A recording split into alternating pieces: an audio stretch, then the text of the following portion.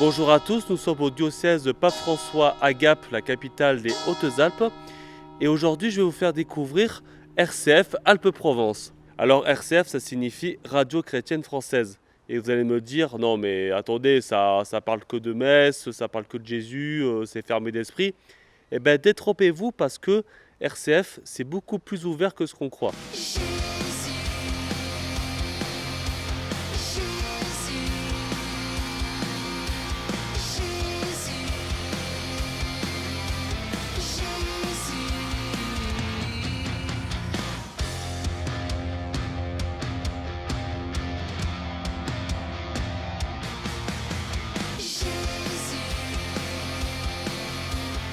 Alors, RCF est une entreprise de médias. Le sigle RCF-AP qui signifie Radio Chrétienne Francophone Alpes-Provence.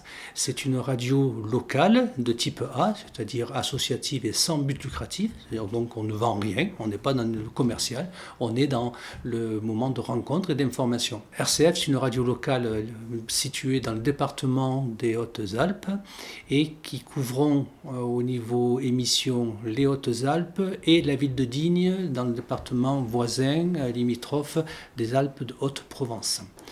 RCF Alpes-Provence fait partie d'un réseau national, RCF national, et qui comporte aux alentours entre 62 et 63, ça dépend quand est-ce qu'elle s'ouvre ou quand est-ce qu'elle ferme, radios locales, dont 2 qui sont situées en Belgique.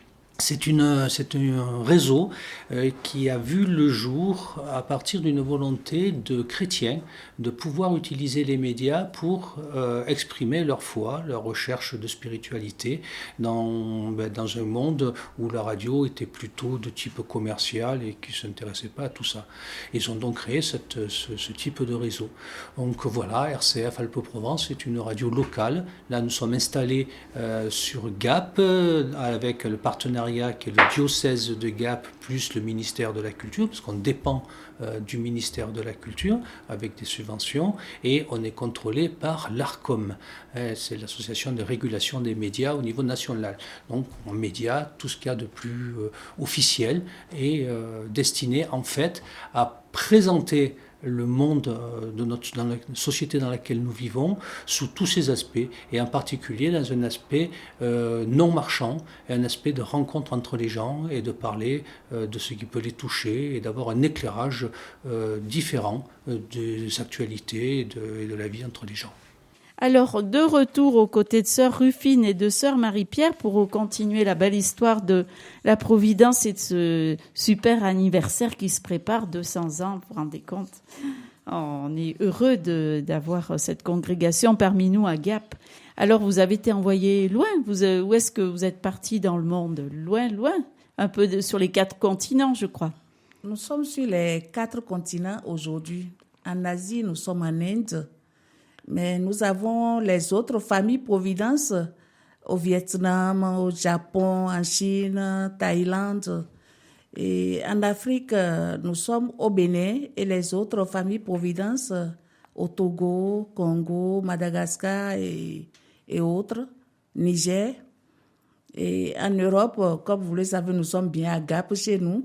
Chaque radio locale a une histoire, donc ici, comme partout ailleurs, il a été demandé il y a quelques années à ce que l'on redémarre cette radio qui s'était arrêtée qui s'était mis en veille pour des questions, toujours pareil, c'est des questions budgétaires, c'est des questions qui se posent comme ça régulièrement à toute association et à toute entreprise.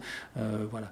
Donc on a redémarré. Donc à un moment donné, effectivement, dans le cadre d'une de mes missions, puisque j'étais ordonné diacre, et dans le cadre de ces missions qu'on donne aux diacres, une de mes missions a été de redémarrer cette radio locale, ce qui a été fait. Donc actuellement, j'occupe le poste, puisque on a passé des relais, il y a des gens qui sont venus, qui se développaient. On a un nouveau président, Joël Christophe, et moi je suis en statut de vice-président. Alors je m'appelle Christine Houlet, et aujourd'hui je suis journaliste et responsable des programmes. Bonjour à tous, je suis Cédric Martin, je suis animateur et technicien radio à RCF Alpes-Provence. et en même temps de producteur. Voilà, je passe le relais, quoi. Je passe le relais à toute une nouvelle équipe. J'ai fait, je dirais de façon triviale, j'ai fait mon job. J'ai créé ça. Maintenant que ça roule, qu'il y a du personnel et que les budgets sont équilibrés, moi je me retire un petit peu. Avec cette particularité, je rebondis sur votre question. Je vais en profiter pour parler du diaconat. Le diaconat, c'est un service de l'Église qui a cette particularité. On parle d'être au service de la porte, c'est-à-dire d'être dans cet espace qu'il y a entre la société lambda, la société quelconque, et le monde religieux. Nous sommes dans cette interface. Et cette radio, RCF chrétienne, c'est sa fonction.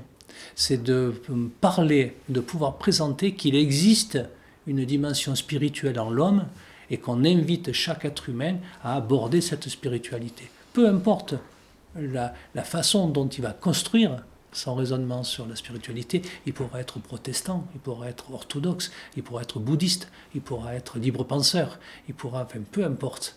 L'essentiel, c'est qu'il accepte de se mettre dans cette dimension de recherche, de sens, pour ne pas répondre et arrêter de répondre par la violence. Puisque on le sait pertinemment, quand quelqu'un n'a pas les mots, il a ses points. Et un enfant qui ne parle pas est un enfant qui tape. Ça, pour les adultes, c'est pareil. Apprendre à parler, à mettre des mots sur les choses qui nous arrivent, permet de un petit peu changer le statut des relations entre les gens. C'est la mission d'une radio de type RCF. Bonjour à tous.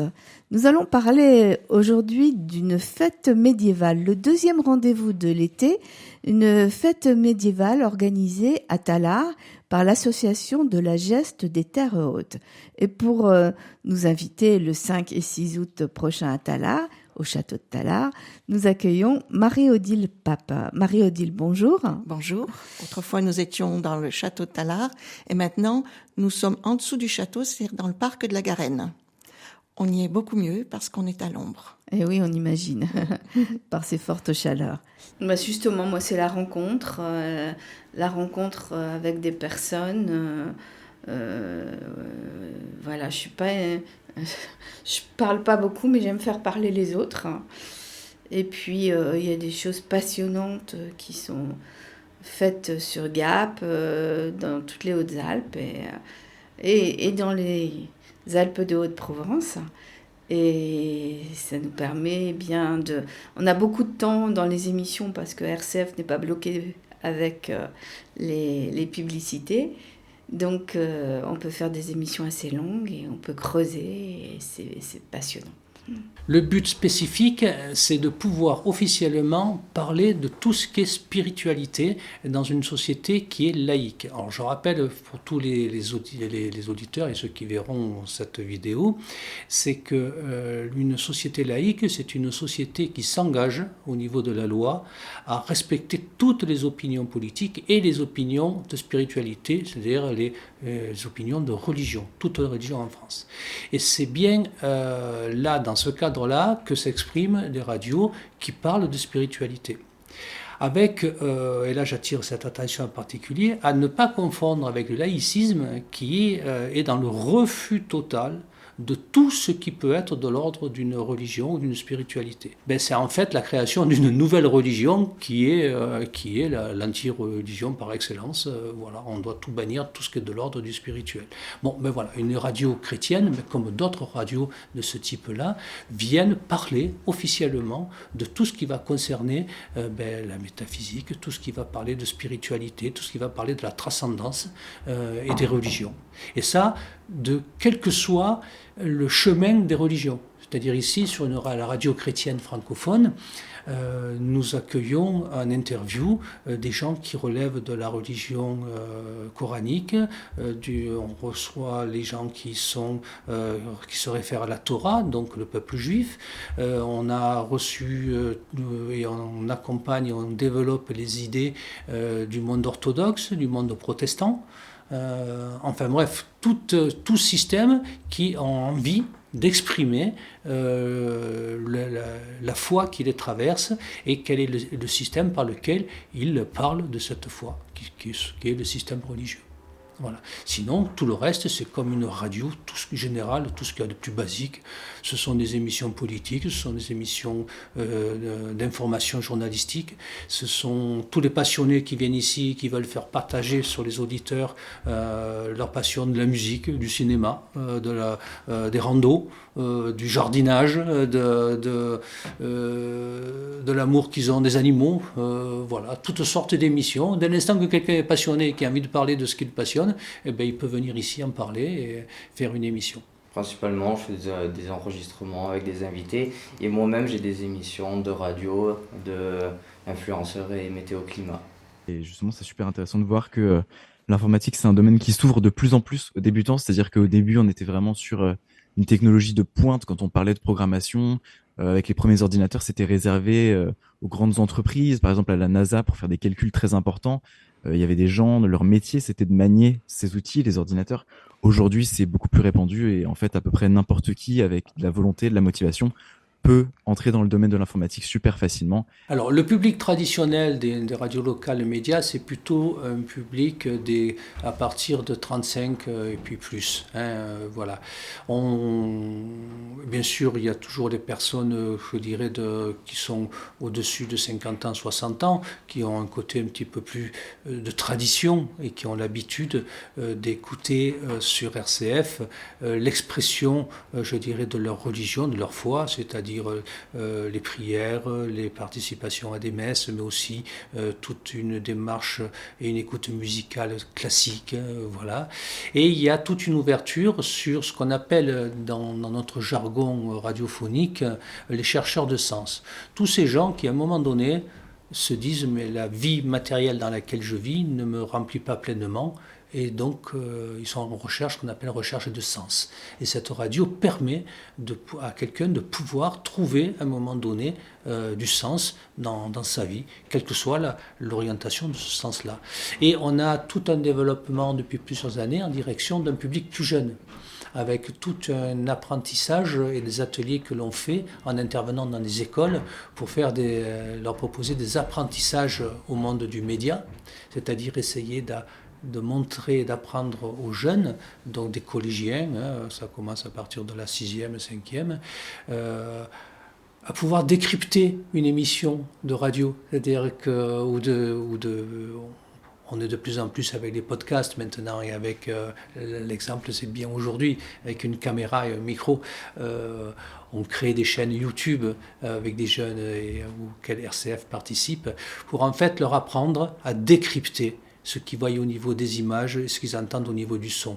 Parce qu'il y a un tel niveau de fake news, d'interprétation, etc., et qu'il faut développer son sens critique pour essayer de s'y retrouver dans ce qui a vraiment une vraie information.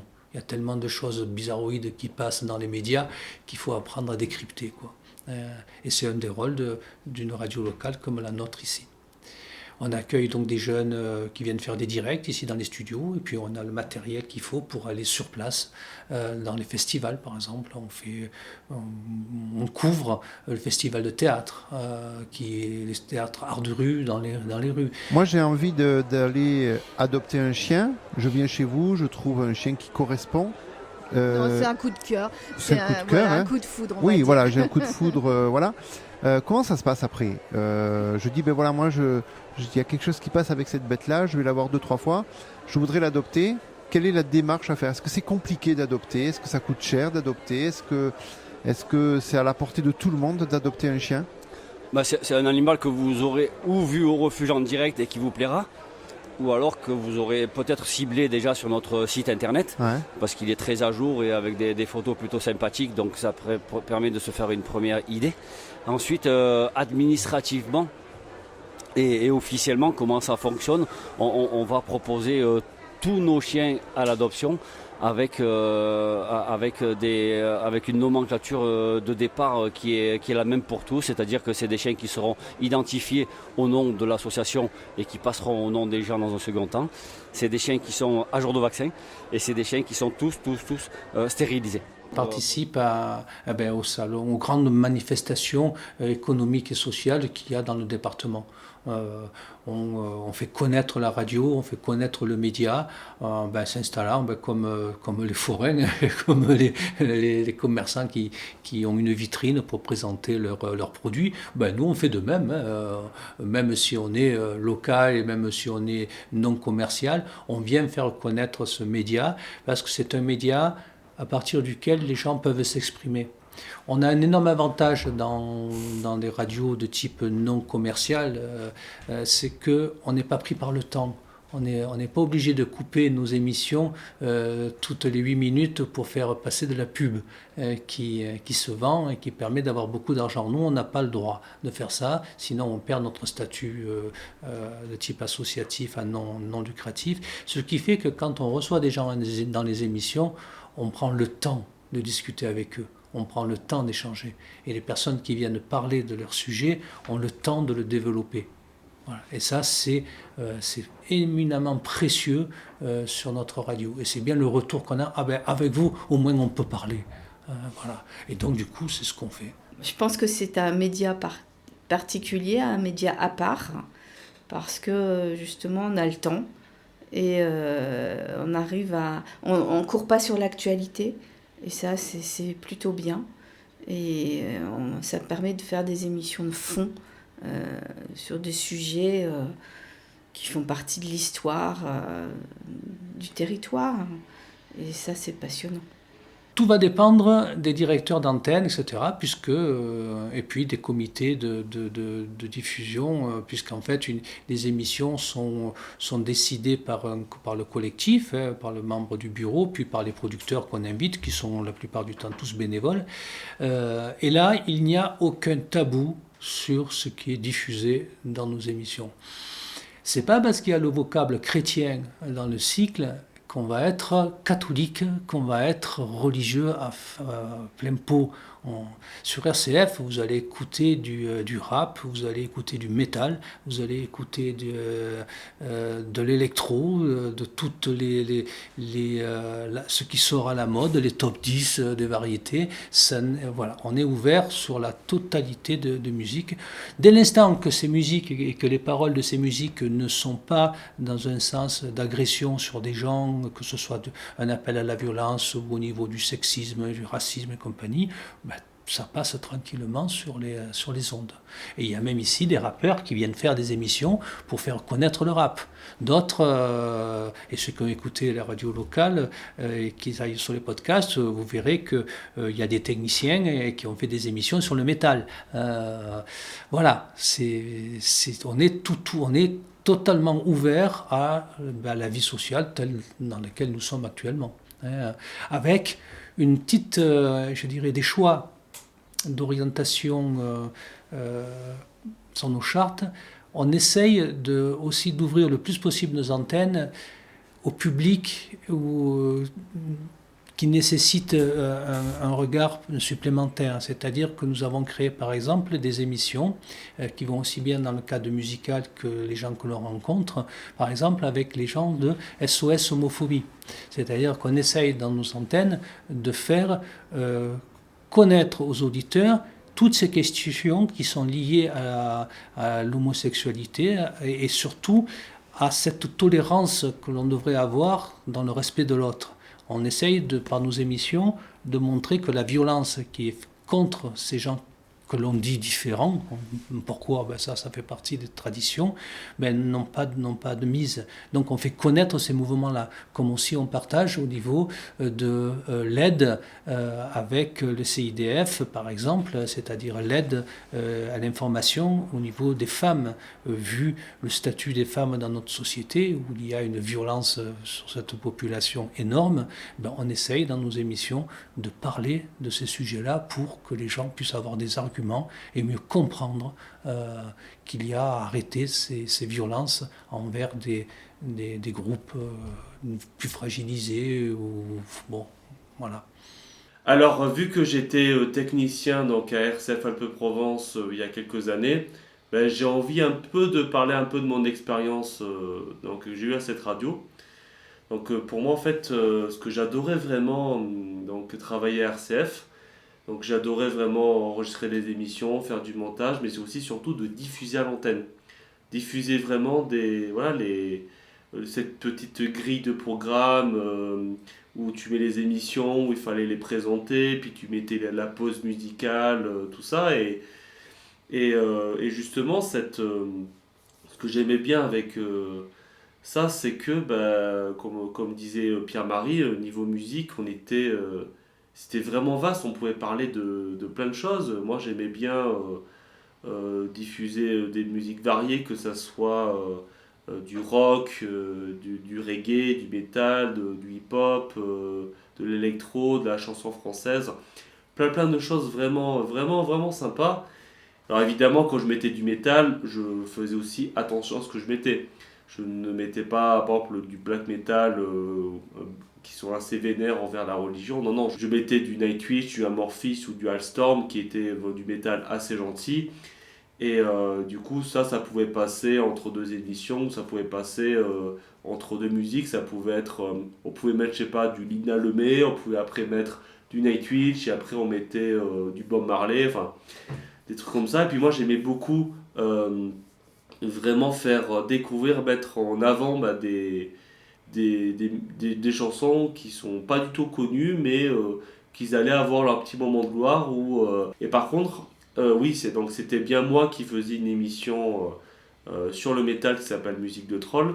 Et en fait, en gros, quand je faisais une émission sur le métal, c'était un choix que je faisais avec Pierre-Marie et toute l'équipe, où justement je parlais de l'ensemble de cette vaste musique qu'est le métal, mais j'allais mettre évidemment des morceaux peut-être un peu plus extrêmes ou des morceaux moins accessibles, mais justement dans le cadre d'une émission de radio, on prenait le temps d'analyser cette musique, de dire pourquoi ci, pourquoi ça, et à un moment donné, j'ai même mis du white metal, qui est du métal chrétien, pour expliquer, voilà, ouais, regardez, vous entendez là, c'est du black metal, mais pourtant ça parle de Jésus, ça parle pas de Satan, ça parle de Jésus. Pour moi, c'était vraiment, vraiment sympa, vraiment de faire ça, je me suis vraiment régalé. Et c'est vraiment ça qui me manque le plus en fait depuis que j'ai quitté RCF. Eh bien, c'est de diffuser toutes ces musiques, de diffuser ces émissions. C'était vraiment génial et je tenais vraiment à en parler. RCF Alpes-Provence, en avant, c'est bientôt le grand démarrage du jardinage. Oui, d'accord, on se calme, c'est vrai que la saison est là. Mais il y a beaucoup de choses à faire, on ne fait pas tout en même temps. Et au jardin, il faut prendre en considération la sécurité. Oui, il y a énormément d'accidents, des petits incidents, mais de gros accidents qui se déroulent dans notre jardin, qui devrait être quand même le lieu de quiétude, de tranquillité, voilà. Eh ben non. N'hésitez pas à parler, n'hésitez pas tout un chacun à utiliser les médias. Il faut parler, il faut échanger, il faut discuter, il faut essayer de s'éclairer des différences mutuelles pour qu'on puisse continuer à s'enrichir et mettre en place un système de vie sociale qui soit dans l'harmonie et pas dans la violence. Voilà ces médias-là, ce sont des outils qu'il faut envahir, j'allais dire ce mot-là, oui, que personne n'hésite à venir. On accueille tous les bénévoles qui sont là pour faire des émissions, même qu'une seule, c'est un lieu où on peut échanger avec d'autres ici. Donc il faut vraiment que les gens s'approprient ce type de médias.